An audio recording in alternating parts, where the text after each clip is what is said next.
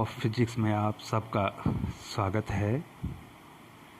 प्यारे बच्चों, कल आपने जो टॉपिक पढ़ा था बच्चों वो था विद्युत वाहक बल। और बच्चों हमने आपको विद्युत वाहक बल के बारे में बताया था बच्चों EMF, विद्युत वाहक बल। जो बच्चों मैंने आपको कल बताया था कि जो विद्युत वाहक बल होता है उसका फॉर्मूला है बच्चों W/Q। ठीक है बच्चों। और यहाँ पर यदि Q को 1 कूलाम कर दूँ, यदि Q को 1 कूलाम कर दूँ और W किसके बराबर आ जाएगा? E के बराबर आ जाएगा। ठीक है बच्चों। यदि Q को 1 कूलाम कर दें तो ये WE के बराबर आ जाएगा। ठीक है बच्चों। अर्थात मैंने आपको बताया था कल, बताओ बच्चों, किसी सेल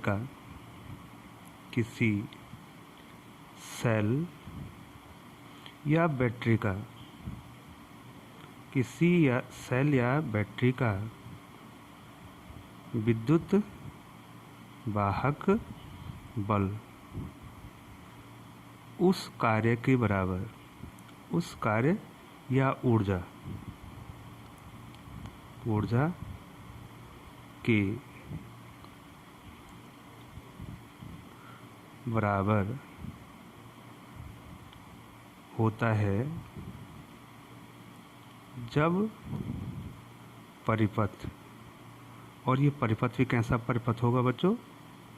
संपूर्ण परिपथ। परिपथ में एक कूलाम या इकाई आवेश, एक कूलाम आवेश प्रवाहित हो रहा हो। ठीक है बच्चों। किसी सेल या बैटरी का विद्युत वाहक बल उस कार्य या ऊर्जा के बराबर होता है जब परिपथ या संपूर्ण परिपथ में 1 कूलाम आवेश प्रवाहित हो रहा हो। तो बच्चों जो हैं संपूर्ण परिपथ, और मैं इसको और आज क्लियर करूंगा बच्चों कि ये संपूर्ण परिपथ, यहाँ पर जो मैं संपूर्ण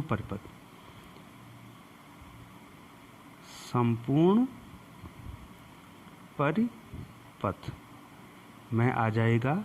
एक तो बाह्य परिपथ आ जाएगा, बाह्य परिपथ, और उसके बाद आंतरिक परिपथ, आंतरिक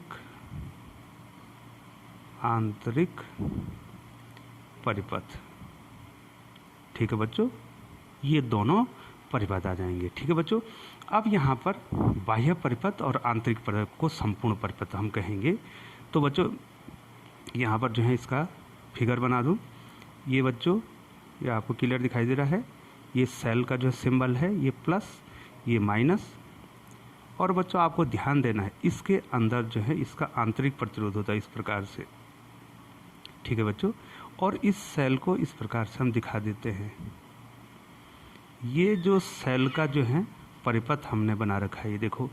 और इसमें हम क्या कर देते हैं, बाह्य परिपथ में एक प्रतिरोध या रजिस्टर लगा देते हैं इस प्रकार से। ठीक है बच्चों। तो यहाँ पर बच्चों ये बाह्य परिपथ, ये देखो जहाँ आपने प्रतिरोध लगा रखा है ये हो जाएगा बाह्य परिपथ। और ये जो सिंबल हमने दिखा रखा सेल का, ये सेल का है, इसको कहेंगे आंतरिक परिपथ। ठीक है बच्चों। तो अब हमने कहा है आपको कि विद्युत वाहक बल क्या है संपूर्ण परिपथ में, अर्थात अंदर भी। यहाँ से देखो बच्चों, यहाँ से इलेक्ट्रॉन गए आपके, यहाँ से इलेक्ट्रॉन कहाँ से फ्लो होंगे? सबसे पहले आपको ध्यान रखना बच्चों, मान लीजिए जो है इसका ये A टर्मिनल है बैटरी का और ये B टर्मिनल है। मान लीजिए यहाँ पर A टर्मिनल मान देते हैं और ये B टर्मिनल। ठीक है बच्चों। तो ये भी A होगा, ये यहाँ क्या होगा? B होगा, ये A होगा, ये B होगा, ये क्या होगा? ये भी तो A टर्मिनल होगा। अब जो है चालक में क्या है? चालक में मुक्त इलेक्ट्रॉन है। ये देखो मैंने बना रखे, देखो ये चालक में मुक्त इलेक्ट्रॉन है। तो ये जब हम बैटरी से इसको जोड़ेंगे तो ये देखो, तो कहाँ से, ये देखो ये यहाँ से शुरू है और यहाँ से आने शुरू होगी बच्चों। देखिए आप ध्यान से देखेंगे बच्चों, इसमें ये इलेक्ट्रॉन किस प्रकार से चल रहे हैं। ये इलेक्ट्रॉन, ये देखिए, और यहाँ से सेल के अंदर से यहाँ से इलेक्ट्रॉन, ये देखिए बच्चों इलेक्ट्रॉन। अब पहले तो इलेक्ट्रॉन आपके जो है चालक से गए, ठीक है बच्चों, इस प्रकार से, और यहाँ से, अब यहाँ से जो है ऋण इलेक्ट्रोड से फिर धन इलेक्ट्रोड की ओर, ये देखो, ठीक है बच्चों, ये इलेक्ट्रॉन। अब धारा कहाँ बहेगी बच्चों, धारा इसके उल्टी डायरेक्शन में क्या बहेगी, धारा बहेगी, ठीक है बच्चों। धारा की दिशा ये हो जाएगी, ये जो आपको दिखाई दे रहा धारा की दिशा इलेक्ट्रॉनों के विपरीत, ठीक है बच्चों। तो ये बाहर का परिपथ होगा, ये अंतर का परिपथ हो गया। यहाँ पर आपने क्या करना है, एक कूलाम आवेश को प्रवाहित करना है संपूर्ण परिपथ में। तो जितना कार्य करना पड़ेगा या सेल को जितनी ऊर्जा देनी पड़ेगी उसी को हमने उसका विद्युत वाहक बल कहा था। अब एक कूलाम में कितने इलेक्ट्रॉन फ्लो होंगे ये मैंने पहले बता दिया, मैं आपको यहाँ पर से जल्दी में बताऊंगा बच्चों। Q is equal to N E, Q is equal to N E होता है, ठीक है बच्चों। तो ये एक कूलाम हो गया और n हमने निकालना है और E की वैल्यू 1.6 10⁻⁻19, ठीक है बच्चों। तो n बराबर कितना हो जाएगा बच्चों, n बराबर कितना हो जाएगा 1/1.6 × 10⁻⁻19, ठीक है बच्चों। तो ये कितना हो जाएगा बच्चों, ये 10/16 × 10⁻⁹19, ठीक है बच्चों। और इसका ये 5 हो गया और ये कितना हो गया, 8 हो गया, ठीक है। इससे इसको डिवाइड कर देंगे, यहाँ पर डिवाइड कर देंगे इसको। तो पॉइंट लगाया, 8 × 6 = 48, 2 20, 8 दूनी 16, 4 8 5 40, ठीक है बच्चों, इंटू 10⁻19। और इसको अगर हम 625 बना देंगे तो यहाँ पर जो है कितना हो जाएगा, 10⁻16। ये मैंने पहले वीडियो में भी आपको बताया बच्चों कि अर्थात आपने 1 सेकंड में इतने इलेक्ट्रॉनों को, अब जो है ई का मतलब क्या हुआ है, अब ई का वास्तविक मतलब क्या हुआ बच्चों, पहले भी बता चुका हूँ मैं, बार बार आपको इसको बताया जा रहा है कि बच्चे आप रिफ्रेश रहें, क्योंकि अगला टॉपिक जो है बच्चों आपको तभी आ सकता है जब आपको ये क्लियर होगा।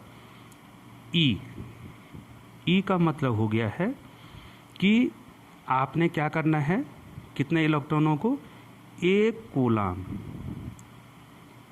कूलाम आवेश, और एक कूलाम आवेश कितने इलेक्ट्रॉनों के बराबर आए बच्चों, 625 × 10⁻6 इलेक्ट्रॉन, इतने इलेक्ट्रॉन, ठीक है। एक कूलाम आवेश या इतने इलेक्ट्रॉनों को संपूर्ण परिपथ में उसमें बाह्य परिपथ भी आ जाएगा और आंतरिक परिपथ आ जाएगा, जो सेल का अपना परिपथ है, संपूर्ण परिपथ में प्रवाहित करना है, ठीक है बच्चों। एक कूलाम आवेश या इतने इलेक्ट्रॉन को संपूर्ण परिपथ में प्रवाहित करना है, जो कार्य या ऊर्जा देनी पड़ेगी, ठीक है बच्चों, उसे क्या कहेंगे, सेल का विद्युत वाहक बल या ईएमएफ कहेंगे, ठीक है बच्चों। तो ये क्लियर हो गया बच्चों आपको कि सेल, हमने क्या बता दिया, इस सबसे पहले क्या बताया, एक बार फिर क्या बताया बच्चों, ईएमएफ बताया। अब देखिए बच्चों, अब यहाँ पर होता क्या है कि हमारे पास 2 प्रकार के परिपथ होते हैं। यदि पहला, अब आपको ध्यान देना है, यदि सेल द्वारा धारा नहीं ली जाती। अगर हम सेल से धारा ही नहीं ले रहे हैं, ठीक है बच्चों, बाह्य परिपथ उसमें लगा ही नहीं रहे हैं, तो क्या हो जाए, इसको कहते हैं बच्चों ओपन सर्किट, खुला परिपथ। ठीक है बच्चों, ओपन सर्किट, इसको कहेंगे ओपन सर्किट। आप सेल से धारा ही नहीं ले रहे हैं, तो उस स्थिति में, ठीक है बच्चों, उस स्थिति में क्या होगा कि इसका जो विद्युत वाहक बल है वो टर्मिनल विभवांतर के बराबर होगा। अब वही शब्द मैं आपको, वही टॉपिक में आपको पढ़ा रहा हूं इसके बाद। ठीक है बच्चों, टर्मिनल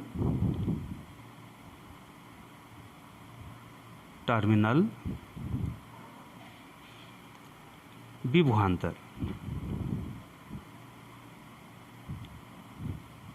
ठीक है, इसको मैं लिखूंगा टर्मिनल पोटेंशियल डिफरेंस, या इसको बच्चों हम टर्मिनल वोल्टेज भी कह सकते हैं,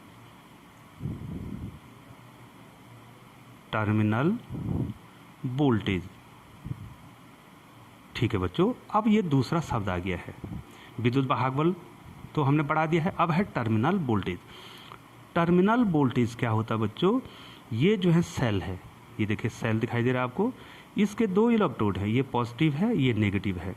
ठीक है बच्चों, इन दोनों इलेक्ट्रोडों के बीच, ध्यान देखिए बच्चों, ध्यान से देखिए इसको, इन दोनों इलेक्ट्रोडों के बीच, माना ये ए सिरा है, ये बी है। ठीक है बच्चों, ए और बी के बीच कितना पोटेंशियल डिफरेंस है, अर्थात कितने हो जाएगा, वी ए, यहाँ से करंट बह रही है तो वी ए का ज़्यादा होगा, V A minus V B को ही हम कहेंगे टर्मिनल पोटेंशियल डिफरेंस, या इसको कहेंगे टर्मिनल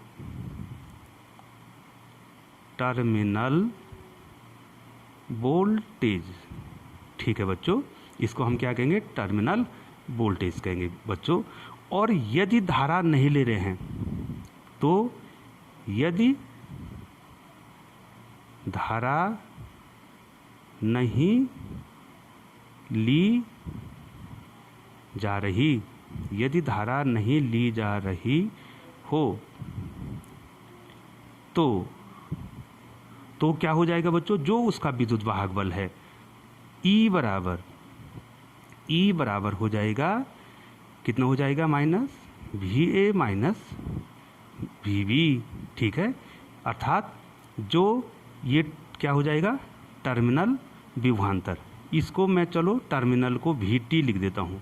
ठीक है बच्चों, यदि सेल द्वारा कोई धारा ली जा रही है, तो जो सेल का विद्युत वाहक बल होता है उसी को हम उसका टर्मिनल वोल्टेज या टर्मिनल विभवांतर, टर्मिनल पोटेंशियल ड्रॉप कहते हैं। ठीक है बच्चों, पोटेंशियल ड्रॉप नहीं, पोटेंशियल डिफरेंस। ठीक है बच्चों, तो ये आपको क्लियर हो गया बच्चों। पहले बच्चों हमने क्या बताया आपको, विद्युत वाहक बल, बहुत बार बता दिया बच्चों विद्युत वाहक बल हमने आपको, और टर्मिनल विभवांतर, ये देखिए बच्चों टर्मिनल विभवांतर या terminal potential difference. Terminal voltage क्या होगा, जब सेल से हम धारा नहीं लेंगे तो सेल के दोनों इलेक्ट्रोडों के बीच जितने विभवों का अंतर है, माना यहाँ पर 25 है और यहाँ पर जो है मान लीजिए, यहाँ पर मान लीजिए 15 है, तो कितना हो जाएगा, 10 वोल्ट हो जाएगा। ठीक है बच्चों, तो उसी को हम क्या कहेंगे, इसका टर्मिनल वोल्टेज कहेंगे। और वो किसके बराबर होगा बच्चों, यहाँ पर हमने किसके बराबर बताया, ये विद्युत वाहक बल के बराबर होगा। दूसरे शब्दों में हम ये भी कह सकते हैं कि सेल का जो विद्युत वाहक बल होता है वो उसका टर्मिनल वोल्टेज होता है। ठीक है बच्चों, क्या होता है, उसका टर्मिनल वोल्टेज या टर्मिनल पोटेंशियल डिफरेंस के बराबर होता है। अब बच्चों, अब जो है हम सेल से धारा ले रहे हैं, सेल से क्या ले रहे हैं, धारा ले रहे हैं, तो तब ये दोनों बदल जाएंगे आपस में। ठीक है बच्चों, ये हमने सेल या बैटरी बना दी इस प्रकार से, और ये इसका आंतरिक प्रतिरोध होता है जिसको मैं अभी क्लियर कराऊंगा आपको। ये इसका विद्युत वाहक बल हो गया। और इस प्रकार से जो है हमने इसको बाह्य परिपथ में एक रेजिस्टेंस से जोड़ दिया है या रजिस्टर से जोड़ दिया जिसका रेजिस्टेंस R है। ठीक है बच्चों, अब जो है इसको जो बैटरी का सर्किट है उसको इस प्रकार डॉटेड लाइन से बना देते हैं बच्चों। ये देखिए बैटरी का सर्किट बना दिया है। अब बाह्य परिपथ और आंतरिक परिपथ आपको आ जाना चाहिए। तो बच्चों ध्यान दीजिए, मैं यहाँ से बताता हूँ। अब क्या होगा, यहाँ से करंट फ्लो होगी, ये देखिए। ठीक है बच्चों, इस रेजिस्टेंस से होते हुए ये करंट नेगेटिव टर्मिनल से इस प्रकार से ये बंद परिपथ बना देगा बच्चों। ठीक है, अब करंट फ्लो हो रही है। ठीक है बच्चों,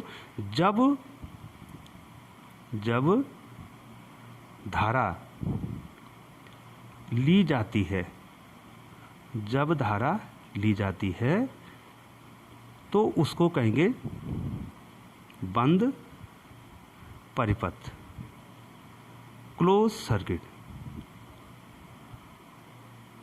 ठीक है बच्चों, अब जब धारा नहीं ली है तो उसका जो टर्मिनल वोल्टेज है वो किसके बराबर हुआ बच्चों, उसके विद्युत। अब हम धारा ले रहे हैं, जब हम धारा लेंगे, ठीक है बच्चों, तो ये विद्युत वाहक बल इसने क्या किया, 1 कूलाम अब इसको पूरे परिपथ में प्रवाहित किया।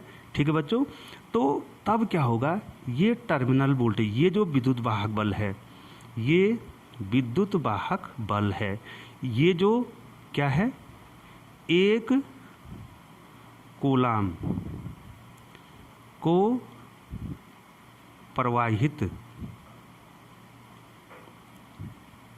करने की ऊर्जा। ठीक है बच्चों, ये जो 1 कूलाम आवेश को प्रवाहित करने की ऊर्जा है, ठीक है बच्चों, अब ये बढ़ जाएगी बच्चों। ठीक है बच्चों, यहाँ पर ये बढ़ जाएगी। अब जो है बच्चों यहाँ पर क्या हो जाएगा, टर्मिनल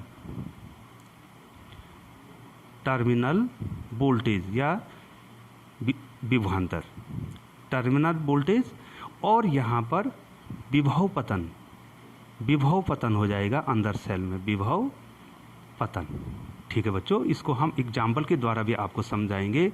विभव पतन, ये टर्मिनल वोल्टेज हो गया, और ये हो गया potential drop, PD, potential drop हो गया बच्चों। ठीक है बच्चों, इस प्रकार से अब जो है अगर जो है सेल द्वारा धारा ली जा रही है तो टर्मिनल विभवांतर V बराबर, फॉर्मूला तो वही होगा बच्चों, V बराबर W/Q। ठीक है, क्या हो जाएगा फॉर्मूला, V बराबर W/Q, सेम हो जाएगा फॉर्मूला। अब यदि हम Q को 1 कूलाम कर दें, यदि हम Q को 1 कूलाम कर दें तो V किसके बराबर आ जाएगा बच्चों, W के बराबर। अब जो है ये जो वर्क है या जो ये ऊर्जा है, ये पूरे परिपथ में नहीं है, बल्कि एक इलेक्ट्रोड से दूसरे इलेक्ट्रोड, ये इलेक्ट्रोड है बच्चों, और दूसरा इलेक्ट्रोड ये दिखाई दे रहा है, इस इलेक्ट्रोड से इस इलेक्ट्रोड के बीच हमने 1 कूलाम आवेश को प्रवाहित किया, तो हमें कितनी ऊर्जा देनी पड़ी या कितना कार्य करना पड़ा, तो हम टर्मिनल विभवांतर बता रहे हैं। ठीक है बच्चों, 1 कूलाम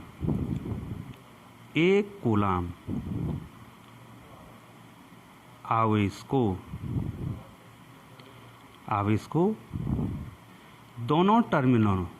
दोनों इलेक्ट्रोडों, ठीक है, टर्मिनल इलेक्ट्रोड, दोनों इलेक्ट्रोडों के बीच प्रवाहित करने में किया गया कार्य या ऊर्जा कार्य को टर्मिनल विभवांतर कहते हैं। ठीक है बच्चों, ये एक इलेक्ट्रोड से दूसरे इलेक्ट्रोड के बीच हमने क्या करना है, 1 कूलाम आवेश को प्रवाहित करना है, तो जितनी ऊर्जा देनी पड़ेगी सेल द्वारा उसको हम बोलेंगे बच्चों टर्मिनल विभवांतर। ठीक है बच्चों, इसको हम क्या कहेंगे, टर्मिनल विभवांतर कहेंगे। ठीक है बच्चों। और विद्युत वाहक बल क्या था? विद्युत वाहक बल क्या था बच्चों? अब मैं फिर एक बार फिर समझा रहा हूँ। ये पूरा परिपथ है, ये एक इलेक्ट्रोड से दूसरे इलेक्ट्रोड में फिर सेल के अंदर गए बच्चों, ये देखो सेल के अंदर गए हम, ये देखो ये धारा है सेल के अंदर। तो विद्युत वाहक बल में हमने एक कूलाम आवेश को पूरे परिपथ में, ठीक है, एक इलेक्ट्रोड से दूसरे इलेक्ट्रोड और फिर सेल के अंदर जाना है। ठीक इस प्रकार से बंद परिपथ बनाना है।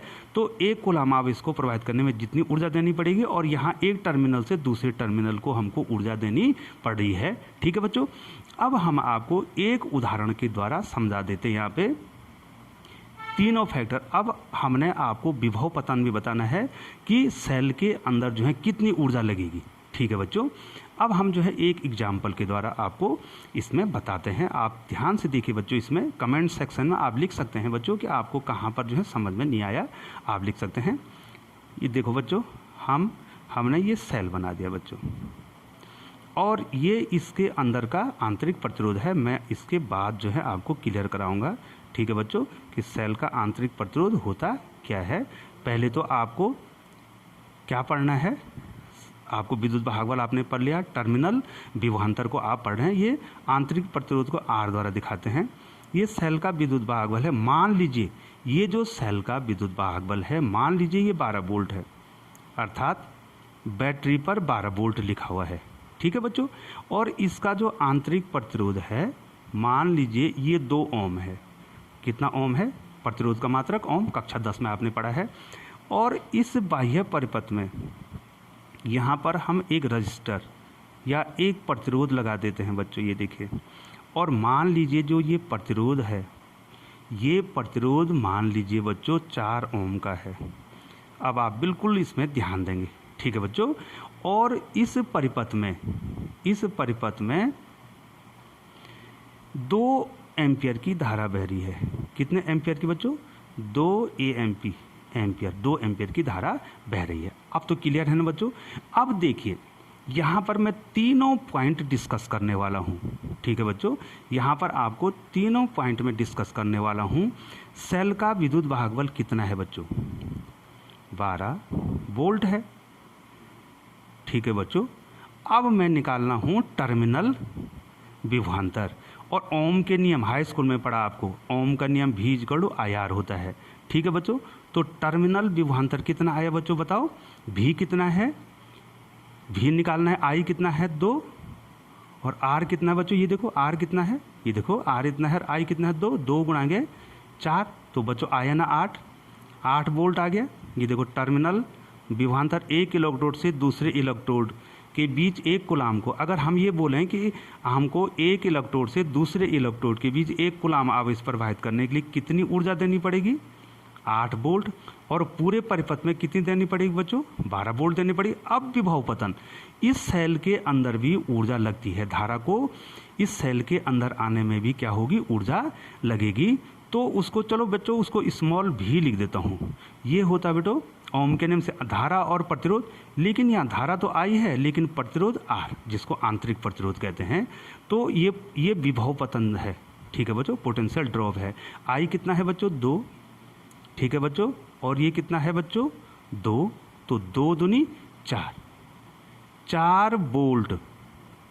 अब बताओ बच्चों, ये 12 वोल्ट हमने दिया, 8 वोल्ट ऊर्जा एक कूलाम। 12 वोल्ट का मतलब हो गया कि एक कूलाम आवेश को आपने पूरे परिपथ में घुमाया। और 8 वोल्ट का, ये देखो ये 12 वोल्ट है, 8 वोल्ट का मतलब हो गया कि आपने एक कूलाम आवेश को एक टर्मिनल से दूसरे टर्मिनल तक घुमाया, तो कम कार्य करना पड़ेगा। और 4 वोल्ट क्या है? हमने सेल के अंदर जो है धारा को प्रवाहित करने में कितनी ऊर्जा खर्च की? 4 की। ठीक है बच्चों। अब आप ये कहेंगे बच्चों कि ये 12 किसके बराबर है? अब यहाँ पर आपका कॉन्सेप्ट क्लियर होने वाला है। ये 12 जो वोल्ट है ये किसके बराबर है बच्चों? 8 वोल्ट टर्मिनल विभवांतर और 4 वोल्ट जो है विभव पतन। ठीक है बच्चों। ये 12 तो आपका E है और ये 8 जो है आपका टर्मिनल विभवांतर है। एक टर्मिनल से दूसरे टर्मिनल तक एक कूलाम आवेश को प्रवाहित करने में किया गया कार्य। और ये 4 क्या है आपका? स्मॉल v है। और यहाँ पर अगर हम स्मॉल v को, जो विभव पतन है, उसको आई आर ही लिख देते हैं, चलो छोड़ो, तो ये E कितना हो जाएगा बच्चों, v प्लस आई आर। ठीक है बच्चों, तो आप हमें ये बताएंगे बच्चों कि जब सेल से धारा ली जा रही है उस स्थिति में ये E जो है हमेशा बड़ा होगा किससे, V से। अरे बच्चों यहाँ पर E तो 12 है और ये 8 है, तो ये इससे बड़ा नहीं है, ये देखो। तो विद्युत वाहक बल हमेशा किससे बड़ा हो गया है, टर्मिनल विभवांतर से बड़ा हो गया है। तो बच्चों ये हमारे पास आ गया है कि जब हम सेल से धारा ले रहे हैं, दो कंडीशन आ गई बच्चों। पहली कंडीशन हमने क्या बताई थी, यदि सेल से धारा न लें। ठीक है बच्चों, जब सेल से धारा नहीं लेंगे तो होगा क्या बच्चों, उसको यहाँ काम करना नहीं पड़ेगा, यहाँ भी काम नहीं करना पड़ेगा, तो क्या हो जाएगा, ये E और V आपस में बराबर हो जाएंगे। लेकिन जब हम धारा लेंगे तो उसको बाह्य परिपथ, ये देखो बाह्य परिपथ में भी काम करना पड़ेगा और सेल के अंदर भी काम करना पड़ेगा। तो उस स्थिति में यदि सेल से धारा लें, यदि सेल से धारा लें, यदि हम सेल से धारा लेंगे तो ये E जो है बड़ा हो जाएगा किससे बच्चों, V से। दो स्थितियां होगी ना बच्चों, E हमेशा बड़ा होगा V से। लेकिन बच्चों एक स्थिति है जो आपको ध्यान रखना है, महत्वपूर्ण स्थिति है, इंपॉर्टेंट भी लिख दिया मैंने आपको। यदि हम किसी सेल को या बैटरी को दूसरी बैटरी से चार्ज कर रहे हैं, बहुत बार ऐसी स्थिति आती है। देखो बच्चों ये सेल है, बच्चों ये ध्यान से देखिए, ये सेल है, ये देखिए ध्यान से देखिए, ये सेल है, ये देखिए। अब हम सेल को चार्ज कर रहे हैं तो धारा की दिशा उल्टी हो जाएगी। देखो इधर देखो बच्चों, धारा दिखाई दे रही है आपको, उल्टी हो जाएगी। ठीक है बच्चों, धन इलेक्ट्रोड, ये धन इलेक्ट्रोड से ये धन इलेक्ट्रोड से ऋण इलेक्ट्रोड की ओर जाना है। अब ऋण इलेक्ट्रोड से धन इलेक्ट्रोड की होगी नहीं बच्ची, उल्टी दिशा नहीं करती हमने। तो उस स्थिति में क्या हो जाएगा बच्चों, यहाँ पर हम, और यहाँ पर ये जो E बराबर V प्लस आई आर लिखा है ना बच्चों, तो इसको दूसरे शब्दों में क्या कह सकते हैं, V को लिखो, V बराबर क्या हो जाए, अगर इस V को निकालेंगे तो ये आई आर इधर हो जाएगा, E माइनस आई आर, ये तो यहाँ पर ऐसे भी लिख सकते हैं। तो जब जो है हम सेल से धारा, जब हम किसी बैटरी को दूसरी बैटरी से चार्ज करेंगे या किसी सेल को चार्ज करेंगे तो उस स्थिति में ये V बराबर हो जाएगा E प्लस आई आर, अर्थात ये बड़ा हो गया। अब देखो इसमें इतना जोड़ना पड़ रहा है, तो इस स्थिति में V बड़ा हो जाएगा। टर्मिनल विभवांतर विद्युत वाहक बल से एक ही स्थिति में बड़ा होता है जब सेल या बैटरी को चार्ज करते हैं,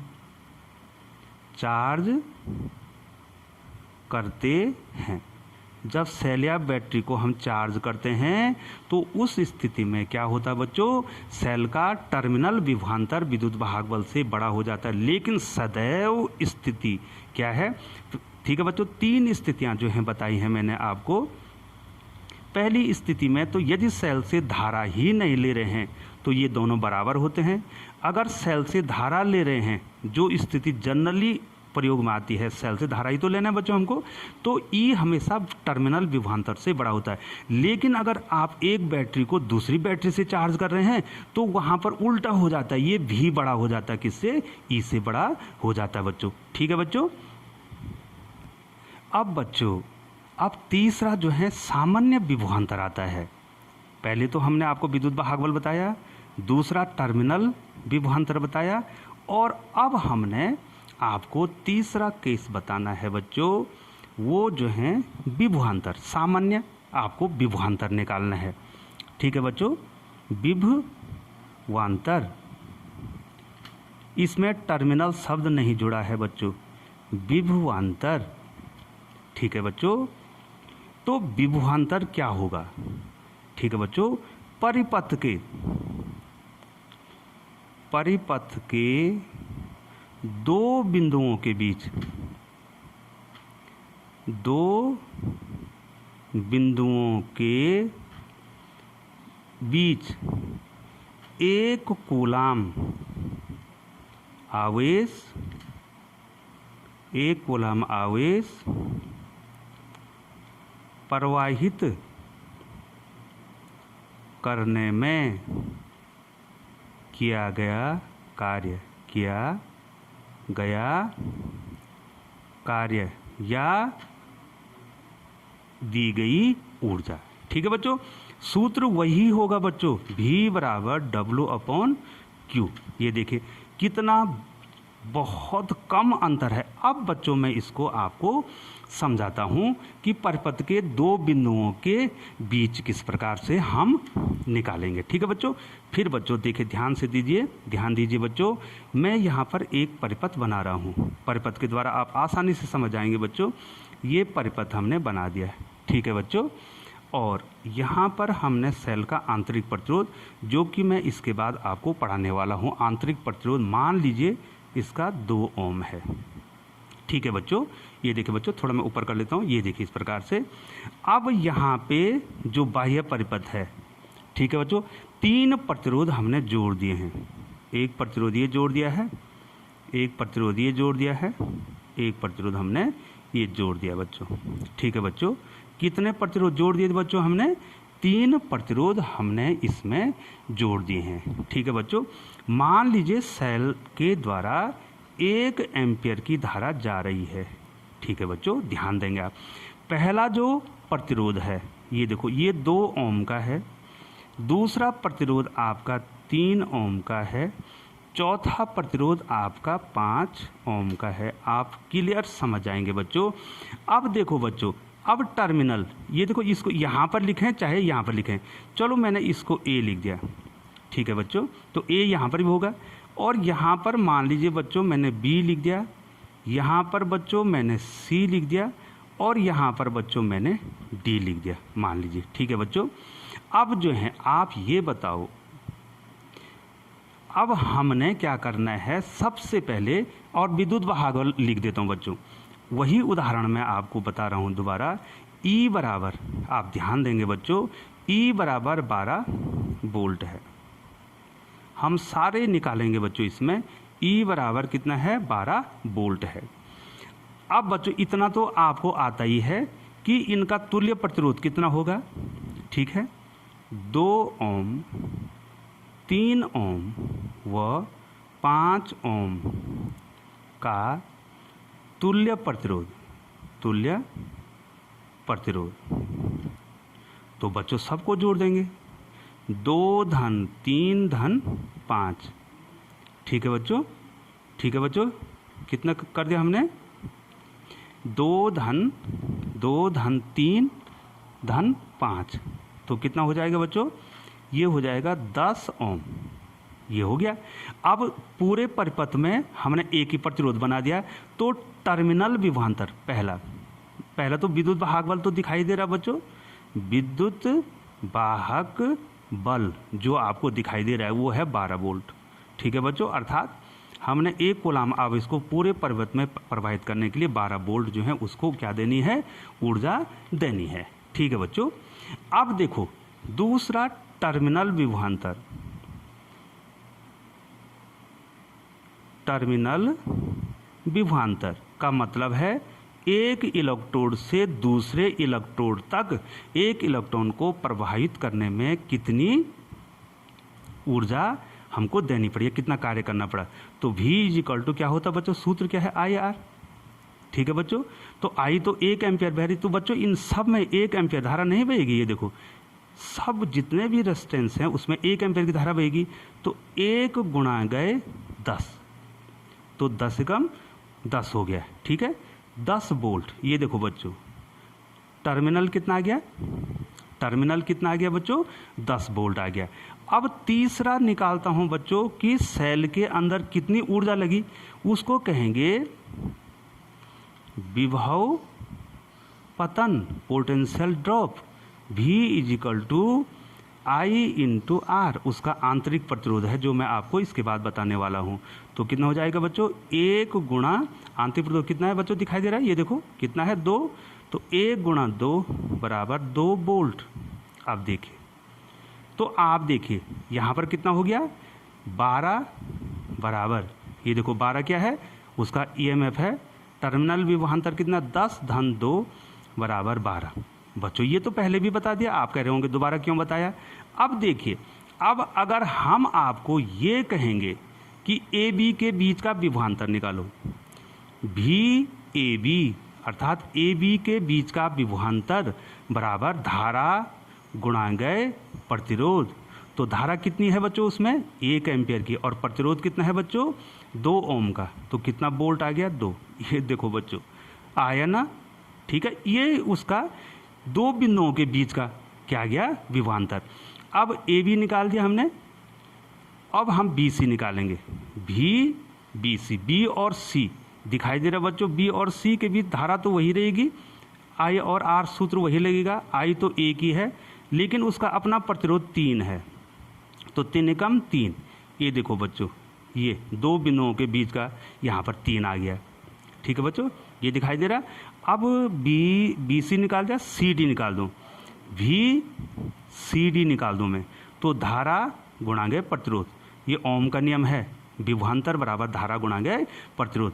धारा तो एक ही बह रही है, लेकिन उसका अपना प्रतिरोध 5 है, तो 5 एकम 5, ठीक है, कितना वोल्ट हो गया 5 वोल्ट।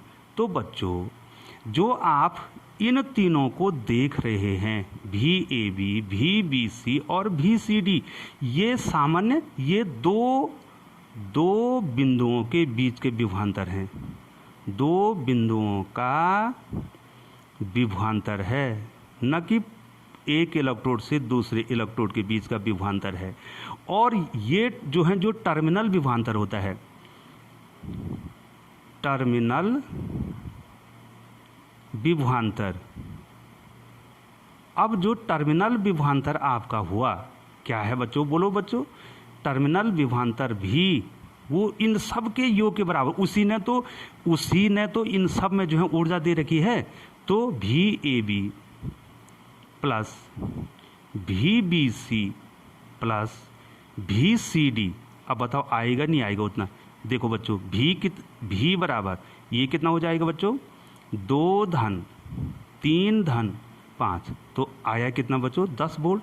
इसका मतलब ये हो गया, वो टर्मिनल विभवांतर ही क्या हो रहा है, इनमें बंट रहा है। तो 3 प्रकार के बता दिए, विद्युत वाहक बल बताया, टर्मिनल विभवांतर बताया, और 2 बिंदुओं के बीच का विभवांतर बताया, और विभव पतन भी आपको बता दिया है बच्चों।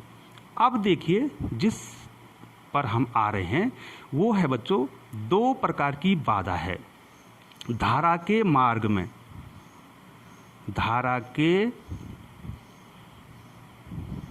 मार्ग में बाधा, कौन बाधा पहुंचा रहा है, ठीक है, कि उस बाधा के कारण ही जो है इसकी ऊर्जा जो है कम हो जा रही है। धारा के मार्ग में बाधा, ठीक है बच्चों, 2 बाधा है, एक है बाह्य बाधा और दूसरी है आंतरिक बाधा, ठीक है बच्चों। जो बाहर की बाधा है वो है प्रतिरोध, जो अंदर की बाधा है वो है आंतरिक प्रतिरोध। ये देखिए बाहर की बाधा कैपिटल R होगी और ये स्मॉल r। अब ये जो कैपिटल R है ये क्या करता है, जो चालक है, ठीक है, चालक जो है, यहाँ पर मैं बता दूं, जो बाहर की बाधा है उसमें चालक क्या करता है, चालक धारा के मार्ग में, चालक धारा के मार्ग में रुकावट करता है, बाधा पहुंचाता है, ठीक है बच्चों। और यहाँ पर जो आंतरिक प्रतिरोध है, ये जो उसका घोल है, ठीक है, इसको क्या कहते हैं, घोल को क्या कहते हैं, जो सेल के अंदर होता है उसको कहते हैं विद्युत अपघट्य। विद्युत अपघट्य धारा के मार्ग में मार्ग में बाधा पहुंचाता है। ठीक है बच्चों, तो ये एक बाधा बाहर लगती है और एक बाधा जो है अंदर होती है। तो आंतरिक प्रतिरोध क्या है? आंतरिक प्रतिरोध जो है सेल के अंदर जो है जो वैद्युत अपघट्य का विलयन है वो क्या करता है, धारा के मार्ग में रुकावट पैदा करता है, बाधा पहुंचाता है। और बाह्य प्रतिरोध क्या है? जो चालक जो है धारा के मार्ग में बाधा पहुंचाता है। और चालक में क्या चीज़ है जो बाधा पहुंचा रही है?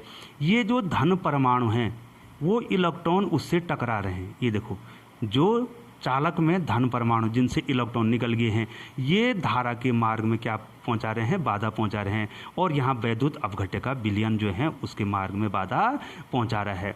ठीक है बच्चों, तो यहाँ पे अब यहाँ पर हमारे पास जो है कुल प्रतिरोध, यहाँ पर लिख दूं बच्चों में, कुल प्रतिरोध, कुल बाधा, कुल प्रतिरोध। ठीक है बच्चों, कितना हो गया बच्चों? एक तो बाहर का प्रतिरोध है और एक अंदर का प्रतिरोध है। ठीक है बच्चों, ये देखिए कुल प्रतिरोध। अगर मैं धारा निकालना चाहूँ तो धारा बराबर क्या हो जाएगा? कितना उसका विद्युत वाहक बल है? ई। ठीक है बच्चों, विभवांतर बटे आई बराबर भी अपॉन आर होता है। तो भी की जगह पर ई ले लिया और आर की जगह पर क्या ले लेंगे बच्चों? टोटल प्रतिरोध कितना हो गया? R plus R. ये देखो, ये धारा किसी परिपथ में अगर आपने धारा निकालनी है, संपूर्ण परिपथ में बहने वाली धारा, तो विद्युत वाहक बल बटे उसका कुल प्रतिरोध। ठीक है बच्चों। अब बच्चों आंतरिक प्रतिरोध किन किन बातों पर निर्भर करेगा? जो आंतरिक प्रतिरोध जो है उसमें हमने लगा रखा है। ठीक है बच्चों, आंतरिक प्रतिरोध जो लग रहा है वो किन किन बातों पर क्या हो रहा है? निर्भर कर रहा है। किसके कारण जो है वो प्रभावित हो रहा है बच्चों, ये पूछा भी जाता है आपको। ठीक है बच्चों, आंतरिक प्रतिरोध, आंतरिक प्रतिरोध, इंटरनल रेजिस्टेंस,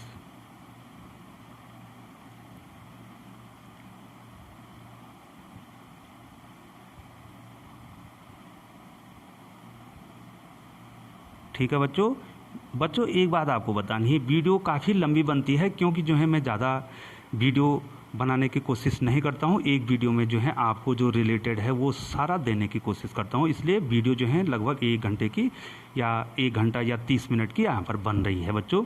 आंतरिक प्रतिरोध, ठीक है बच्चों, इंटरनल रेजिस्टेंस किसके द्वारा दिखाया था बच्चों? आर द्वारा दिखाया था। कि ये किस प्रकार से, कौन कौन से ऐसे कारण हैं जिनके कारण जो है धारा के मार्ग में रुकावट होती है? सबसे पहले बच्चों इलेक्ट्रोडों के बीच की दूरी, इलेक्ट्रोडों के बीच की दूरी। ठीक है बच्चों, ये इलेक्ट्रोड है, ये देखो ये प्लस और ये माइनस, ये देखिए छोटा बनाना है, ये माइनस हो गया। इसके बीच की दूरी कितनी है इस पे निर्भर करेगा। ठीक है बच्चों, ये इलेक्ट्रोडों के बीच की दूरी आंतरिक प्रतिरोध जो है उसके समानुपाती होता है। अर्थात अगर इलेक्ट्रोडों के बीच की दूरी बढ़ जाती है, ठीक है बच्चों, इलेक्ट्रोडों के बीच की दूरी बढ़ जाती है, ये समानुपाती होता है इसमें। ठीक है बच्चों, इलेक्ट्रोडों के बीच की दूरी के समानुपाती होता है। तो ये बाधा क्या हो जाएगी? बढ़ जाएगी। क्यों बढ़ेगी? क्योंकि ये रास्ता बड़ा हो जाएगा बच्चों, ये रास्ता, ये धारा के मार्ग में जो है ये रास्ता जो है बड़ा हो जाएगा तो ज़्यादा बाधा पहुंचेगी। ठीक है बच्चों, इलेक्ट्रोडों के बीच की दूरी। और दूसरा होता है प्लेटों का क्षेत्रफल, प्लेटों का क्षेत्रफल। ठीक है बच्चों, ये प्लेट मोटी हैं या पतली हैं? आर ये इन्वर्सली प्रोपोर्शनल होता है।